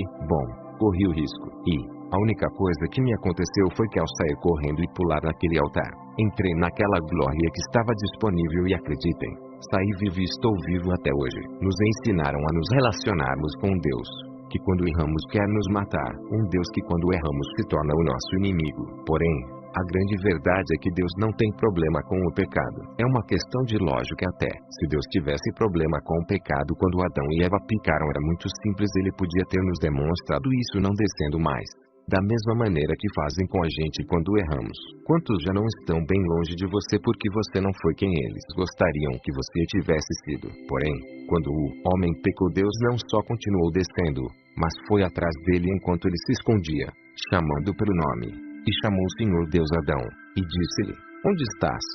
Gênesis 3:9. Quem tem problema com o pecado somos nós e não Deus. Quando Adão pecou, Deus não fugiu. Quem fugiu foi Adão e a graça de Deus foi atrás dele. Mas, sabe, tem uma notícia para você. Ser pecador não tem a ver com as suas práticas. Tem a ver com a sua condição. Se você está com sua natureza em Cristo, o pecado já não te condena. E sabe por quê? Porque antes mesmo do homem pecar, a graça já existia, e quando o homem pecou, ela foi eficaz. Deus é seu pai e seu amigo. Não existe inimizade entre você e ele. A inimizade caiu em Cristo. Quando você foge, você não resolve as coisas ou se protege de um castigo. Você apenas deixa de experimentar do amor dele por você. Não existe inimizade entre você e Deus. E criou Deus o homem à sua imagem. A imagem de Deus o criou. Homem e mulher os criou. Gênesis 1:27. Em Gênesis, Deus divide a parte criacional do homem em duas partes. A primeira parte referente ao momento da criação em si, e a segunda parte como momento de formação do homem. Em Gênesis 1:27. No mesmo instante em que Deus cria Adão, ele também cria Eva, e formou o Senhor Deus o homem do pó da terra, e soprou em suas narinas o fôlego da vida, e o homem foi feito alma vivente. E da costela que o Senhor Deus tomou do homem, formou uma mulher, e trouxe a Adão. Gênesis 2:7.22. Em Gênesis capítulo 2, Deus então os forma. Ao formá-los, Deus decide fazer isso separadamente. Deus forma o homem e depois forma a mulher. Porém, em Gênesis 5, ele nos releva um grande mistério entre Cristo e a Igreja refletido na criação de Adão e Eva. Este é o livro das gerações de Adão. No dia em que Deus criou o homem, a semelhança de Deus o fez. Homem e mulher os criou, e os abençoou e chamou seu nome Adão. No dia em que foram criados. Gênesis 5:1. 2. A mulher, antes mesmo de ser formada, já existia em Adão. Ela era um mistério escondido dentro dele. Assim como a igreja foi um mistério escondido dentro de Cristo. Adão tecnicamente morre na formação de Eva. Como pode um homem continuar vivo no momento em que está sendo arrancado dele uma de suas costelas? Porém, a Bíblia vai nos dizer que Adão caiu em sono profundo. Adão ainda não havia pecado. Dessa forma não estava suscetível à morte, pois em Romanos 6:23 está escrito: o salário do pecado é a morte. Adão não poderia morrer, pois ainda estava a abster-se de qualquer pecado. Essa revelação, por seu turno, nos leva a alguns outros versículos da Bíblia que nos afirmam que os santos dormem.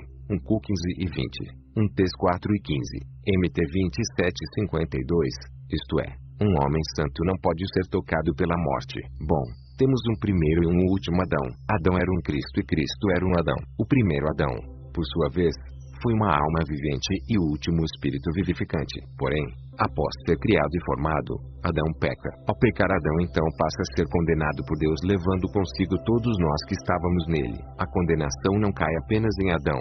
Fomos todos com ele condenados. E o grande problema de sermos condenados por Deus é que nunca poderíamos revogar a sentença. Deus é a Suprema Corte do Universo, o Supremo Juiz. Uma vez sentenciado por ele, você não tem onde recorrer, e Deus condenou Adão juntamente com todos nós.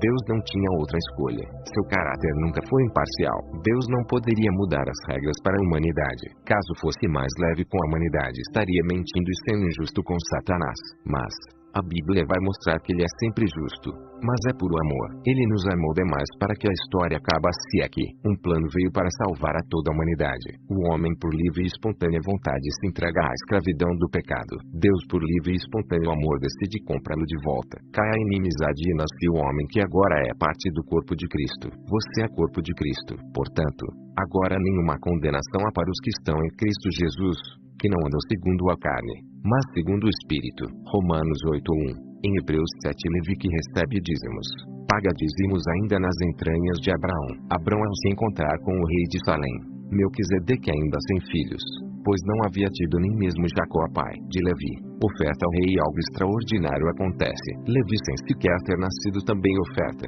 Racionalmente falando, isso foge de nosso mundo real. Mas a verdade é que Deus sempre enxergará além de nossas capacidades de raciocínio. Ele enxerga seus filhos em você. Olha que extraordinário. Por esta razão, o homem deixará pai e mãe e se unirá à mulher, e os dois se tornarão uma só carne. Assim, eles já não são dois, mas sim uma só carne. Marcos 10, 7 e 8. Me casei com Priscila e acreditem, somos totalmente opostos. Minha esposa gosta de segurança.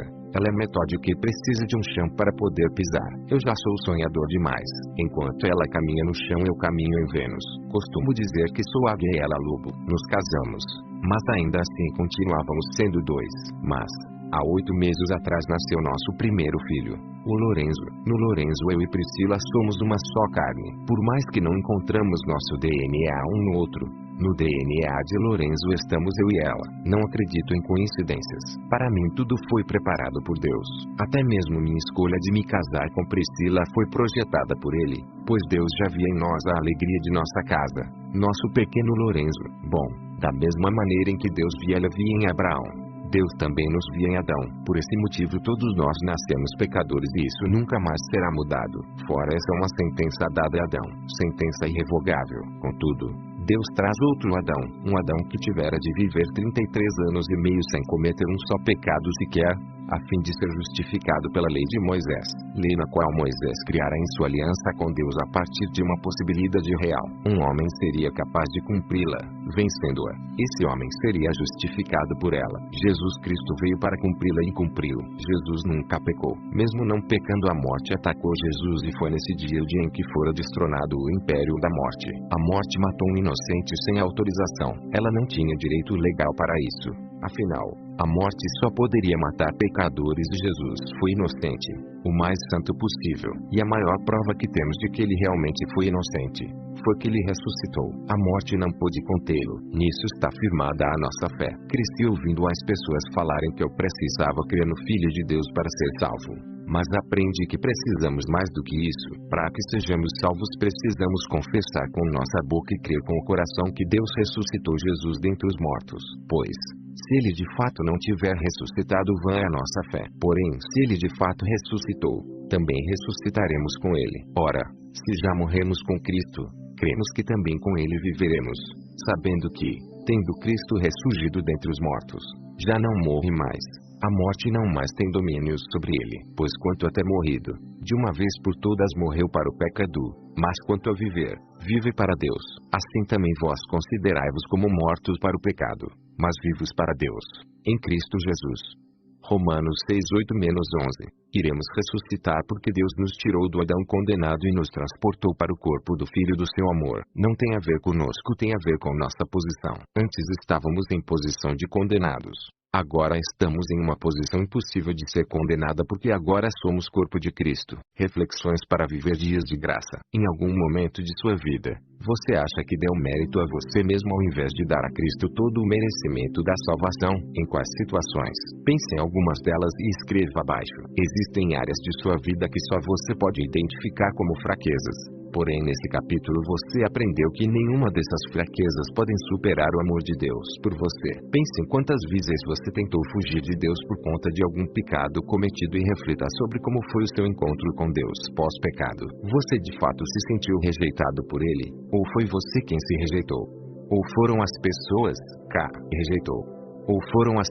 Capítulo 11. A graça é uma pessoa. Eu não sou bom, sou a pior pessoa do mundo. Sou santo, mas não sou bom. Mas me regozijo com um grande detalhe. Cristo está sendo gerado em mim, e, à medida que eu consigo enxergá-lo em mim, ele passa a crescer. Você compreende isso? O Espírito Santo se uniu ao meu espírito e se tornou um com o meu espírito, e agora eu tenho a mesma natureza de Deus. Não deixei, nem jamais deixarei de pecar porque decidi por eu mesmo deixar de ser pecador. Isso jamais será possível. Posso fazer isso por um tempo estando contido na minha velha natureza, mas isso não significa que fui de fato transformado. Deixar de pecar é uma obra de Deus e não minha, e eu só pude entender isso a partir do entendimento de uma grande verdade que quero compartilhar com vocês nesse capítulo. Cresci ouvindo que a graça era um favor imerecido. Mas quanto mais enxerguei Cristo em mim, mais pude constatar que essa definição fora há muito tempo ecoada. porém ao mesmo tempo muito limitante perante o que de fato a graça representa em nossas vidas. A graça é também um favor imerecido, mas ela vai muito além disso. Descobri que isso me fez ir muito além do meu raciocínio lógico, muito além das minhas capacidades físicas, emocionais e circunstanciais. A mudança de minha natureza esteve muito tempo condicionada a mim mesmo e a verdade foi que eu nunca consegui sair do lugar por pensar de maneira tão pequena. Fui além quando passei a pensar grande, tão grande como a graça. Ela nunca foi só um favor. Ela nunca foi apenas um feito nobre. A graça foi alguém e acredite, ela continua sendo. A graça é uma pessoa e quando você passar a entender isso, sua vida nunca mais será a mesma porque não existe outra razão capaz de nos dar tanto sentido para viver. Em Efésios 2:8 diz: porque pela graça sois salvos. A doutrina apostólica, por sua vez, diz que não existe outro caminho para Deus a não ser Cristo Jesus homem. Jesus então declara: eu sou o caminho, e a verdade e a vida. Ninguém vem ao Pai, senão por mim. João 14:6. É um artigo definido, singular, masculino. Não estamos falando de um caminho que pode nos levar a Deus, mas do caminho. Cristo afirma que Ele é o caminho, isto é, o caminho nunca foi uma estrada ou um percurso criado por homens ou doutrinas para passarmos e então vermos a Deus. Se pela graça somos salvos e somente através de Jesus vamos a Deus, só existem duas possibilidades. Ou existem duas formas de sermos salvos, ou a graça é o próprio caminho, o que é o próprio Jesus. Fico com a verdade e a vida. Fico com o único caminho. Afinal, outro não existe. Cristo é a própria graça. Não há salvação a não ser em Cristo. É isso que a Bíblia declara. Porquanto a graça de Deus se manifestou salvadora para todas as pessoas. Tito 2:11. Você não pode aprender da verdade. A Bíblia não diz aprendei da verdade, mas conhecereis a verdade e a verdade vos libertará. João 8:32. A verdade não é um conceito. A verdade é uma pessoa da qual você precisa se relacionar com ela. A graça de Deus não é algo que recebo de Deus. A graça de Deus é Cristo. Palavras de meu mentor Gustavo Lara. Mas o diabo não quer que você saiba disso. O diabo não quer que você viva sua vida baseada em uma verdade, mas em sensações. O diabo quer que você se sinta sozinho. Entender que a graça é uma pessoa vai deixá-lo bastante irritado, porque o que ele menos quer é que você saiba que existe alguém para você se relacionar. Entender que a graça é uma pessoa é entender que se sentir sozinho é uma opção. Porque ser sozinho é impossível. Cristo está sempre disponível para você e Ele te ama. Quando o povo de Deus não tem sua identidade reta e justa firmemente estabelecida em Cristo, ele se torna suscetível às armas do inimigo. José Prince, A Revolução da Graça. Talvez hoje você se identifique com o quadro de solidão. Talvez os negócios não estejam caminhando muito bem. Ou quem sabe sua casa esteja um tanto transtornada e os amigos já não existam mais. Talvez as investidas estejam sendo muito pesadas para sua estrutura. Ao menos é isso que você tem pensado sobre si mesmo. Sou uma estrutura muito fraca. A falta de entendimento acerca da pessoa de Cristo em nós enfraquece a nossa alma e, comumente, fortalecem as artimanhas de Satanás. Temos ainda resquícios de uma geração que apregou um ensinamento um tanto incoerente para o povo de Deus. O essencial do Evangelho sendo tratado como suplementar e, consequentemente, pessoas sendo interiormente mortas por tratarem de maneira secundária o Espírito, que vivifica. Existe uma lei na Bíblia chamada a lei da dívida. A lei da dívida determina como será se você contrair uma dívida e não conseguir pagar. Basicamente, funciona da seguinte maneira: se o seu patrimônio der para pagar, você perde ele. Mas se acaso não der para pagar, você se torna escravo. Se o teu preço como escravo ainda assim não der para pagar, logo seus filhos também se tornam escravos. Mas também existe uma lei chamada a lei do parente remidor, onde se alguém dos seus familiares tiver recursos, ele pode pagar a dívida e te tomar de volta, e o credor não ter direito de escolha e então ser obrigado a te entregar. Deus é Espírito. João 4:24. Que grau de parentesco poderia existir entre o Espírito e a carne? Obviamente nenhum. Por esse motivo, Deus não pôde fazer nada quando Adão pecou. Para que Deus pudesse fazer alguma coisa, o Deus Espírito teria que encarnar, isto é, se tornar carne também. Ele teria que nascer da carne, ser seu parente em carne e, além disso, ter a moeda que o comprasse de volta. A moeda teria que ser um sangue puro, incontaminado e entregue por um varão perfeito que tivesse mais de 30 anos. Por isso Deus encarnou no ventre de Maria e nasceu como seu irmão, segundo a carne. Tudo isso para ter o direito de comprar você de volta. E ele pagou com sangue a dívida que era sua. Deus te ama. Cristo não morreu pelos pecados que você cometeu. Ele morreu pelos pecados que cometeu, que está cometendo e ainda irá cometer. Talvez para algumas pessoas esse discurso pareça um discurso um tanto perigoso por ainda viverem debaixo de um jugo. Porém, uma vez que entendemos a maravilhosa graça de Deus, não somos mais ofendidos ou agredidos pela lei. Nos tornamos conscientes de que uma lei escrita em pedras não pode mudar a vida de ninguém. O que muda a vida de um homem é a lei escrita no coração. Se elas de fato tivessem esse poder, elas teriam mudado o povo de Israel. O povo, não tão somente, não mudou, como também morreu. Se eles tivessem comido do pão da vida, certamente, não teria morrido. Eu sou o pão da vida. Aquele que vem a mim não terá fome, e quem crê em mim nunca terá sede. João 6:35. Imagine que você está devendo alguém. Você não consegue pagar. Então, um credor vai até a sua casa e aos berros chama por você. E sua mãe abre a porta porque não está sabendo de nada. E ela pergunta: o que é que está acontecendo? E o credor pergunta por você. E quando você ouve aqueles gritos, você já corre lá porque você já sabe quem é. É alguém que está indo cobrar uma dívida e a dívida é sua. E o credor te vê e pergunta: cadê o meu dinheiro? E você diz: eu não tenho. Então ele saca uma arma e aponta para você. Porém, no momento em que ele vai atirar, sua mãe pula na frente e recebe o tiro no seu lugar e de forma agonizante cai aos seus pés. E o credor, olhando firmemente aos seus olhos, diz: agora está pago. Eu te pergunto, após ver sua mãe morrendo agonizando em seus pés, você faria uma dívida nova? Pois então, é simples. No dia em que você entender que Jesus fez isso por você, você vai parar de pecar. Avance em fé, porque no Evangelho é revelada a justiça de Deus. Uma justiça que do princípio ao fim é pela fé. Como está escrito: o justo viverá pela fé.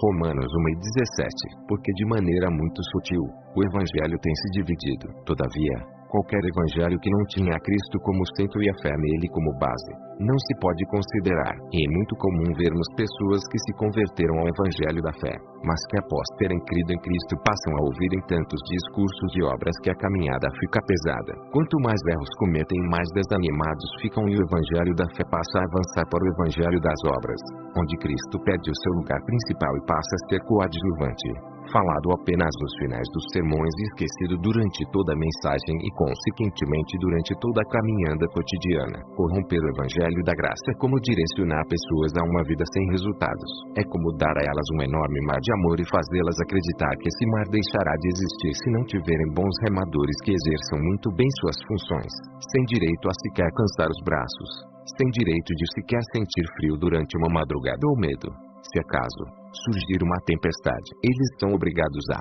serem perfeitos para que possam desfrutar de todo o amor que o mar oferece. Eles são obrigados a se reafirmarem para aqueles que pregam que são de fato bons o suficiente para estarem ali, como se alguém tivesse o direito de te tirar e colocar na hora que bem entender em um lugar que nem foi ele quem conquistou. Não é de obras em obras, é de fé em fé. Nossa luta não é para mostrar que somos bons, mas para crermos que para sempre Cristo é o nosso justificador. Nosso esforço deve estar centralizado em propagar que Cristo é o Alfa e o Ômega, aquele que no início de nossa caminhada nos faz companhia durante o nascimento do propósito, mas que nunca nos abandona até chegarmos aos passos mais firmes. Ele está conosco. Crer nisso todos os dias é o que nos fará prosperar. O segredo para o sucesso é estarmos apoiados em uma luta já ganha por Cristo. A fim de vencermos os nossos medos e as nossas síndromes de vitimismo, precisamos tomar posse do que já fora conquistado por nós e para nós. Escolha-as em fé. Pela fé saiu do Egito, não temendo a ira do rei, e perseverou, porque via aquele que é invisível. Em Hebreus 11:27. Embora tenha sido quem escreveu as leis, Moisés deu grandes passos em fé, sem imaginar que um mar todo se abriria. Ele perseverou sem se arrepender. A Bíblia vai dizer que ele preferiu ser maltratado com o povo de Deus a desfrutar os prazeres do pecado durante algum tempo. Ver Hebreus 11:25. Viver em fé é viver como quem enxerga Deus em todas as situações, sejam elas boas ou ruins. Afinal, o melhor já foi feito e por isso podemos nos alegrar. É crer que nenhuma situação momentânea pode se comparar com o que nos espera vivendo uma vida de fé em Cristo Jesus. Ao falar de passos em fé, me vem à memória duas histórias incríveis escritas na Bíblia Sagrada. A história da mulher do fluxo de sangue e da filha de Jairo. Ver Marcos 5:2.21-43. Refletindo sobre Jairo nessas histórias, sem dúvidas, Posso afirmar que precisamos de Jairos em nossos dias. Precisamos de verdadeiros avivadores da nação capazes de crerem que Jesus é capaz de estancar a hemorragia da mulher velha e também despertar a moça jovem. Essas mulheres simbolizam a igreja. Mais especificamente, duas gerações da igreja. Duas gerações, porventura, muito distantes. Nos últimos anos as gerações estão mudando em um prazo de tempo muito menor e simultaneamente a linguagem das igrejas mudaram de maneira muito radical, onde quem não mudar vai deixar de ser. Não dá para defendermos as ideias do passado quando crescemos em conhecimento e amém por isso. Certo dia, um homem disse para mim que eu era um pregador herege. Ele dizia de maneira muito convicta que Deus não anulou a lei, que ele havia feito para que fosse cumprida. Então respondi a ele: de fato Deus não anulou a lei, meu amado. Ele não anulou a lei. Em Mateus 5:17 deixou muito claro isso. Você está certo. Olha o que Jesus está dizendo aqui. Não cuideis que vim destruir a lei ou os profetas. Ele não anulou a lei para que um homem a cumprisse e através desse homem todo mundo fosse salvo. Mas, temos ainda a parte B do versículo que diz assim: não vim abrogar, mas cumprir. Jesus fez essa declaração antes de cumprir a lei. Ele não poderia destruí-la antes, para ter o que cumprir. Porém, após cumpri-la ele a aboliu. Está escrito em 2 Coríntios 13:11, porque, se o que era transitório foi para a glória, muito mais é em glória o que permanece. A aliança estabelecida com Moisés se tratava de uma aliança transitória. A nova aliança, por sua vez, uma aliança eterna. Por um homem o pecado entrou no mundo e por um homem o pecado teve que sair do mundo. Isso não tem nada a ver conosco. O foco é um homem que destruiu o pecado. Se aquilo que foi transitório teve glória, imagine a glória do que vai permanecer para sempre. Inclusive em você, existe glória sobre você. Tendo, pois, tal esperança, usamos de muita ousadia no falar. 2 Coríntios 13:12. Nova geração, não tinha medo de ensinar os mais velhos a crerem. Filhos, não tenham medo de ensinarem seus pais o poder de acreditarem em Cristo. A perspectiva de se viver em fé gera em nós ousadia no falar. Avançar em fé é reproduzir de maneira prática a glória que está sobre nós e que jamais se afastará, pois esta permanece para sempre. Há tanta glória no falar de quem reproduz a graça que esta glória afronta a própria religião. Mas, não se incomode com isso, porque não é a religião que irá te salvar e nem mesmo a igreja. Quem salva a todos nós é e sempre será Cristo. Aquele que não esperou 60 ou 70 anos para começar a salvar, antes mesmo de existirem quaisquer que sejam as doutrinas ou escritos, já salvava. É a partir desse Cristo que eu tomo as minhas decisões. É nessa verdade que temos que nos apoiar. Só assim conseguiremos viver um dia de cada vez carregando dentro de nós a glória de Deus. Reflexões para vivermos dias de glória. Está muito claro que somente a graça é capaz de produzir em nós a verdadeira santidade reproduzida na pessoa de Jesus. É quando as máscaras caem que conseguimos ser de verdade quem somos. Escondidos atrás da lei, somos despertados a projetar uma imagem ao invés de sermos a imagem de Cristo na terra. Aliançados na lei, nunca achamos que Deus está satisfeito conosco. E esse sentimento gera em nós paixões pecaminosas que nos motivam a satisfazermos o que julgamos mais fácil de alimentar, a carne. Por exigirmos muito de nós e nos relacionarmos de menos com Ele, desconfiguramos a verdadeira graça. Qual era a sua visão sobre a graça antes de ler esse capítulo? O que mudou em sua mente após essa leitura? Após ler esse capítulo, já está preparado para reproduzir a glória eterna que está disponível para você? Produzir a glória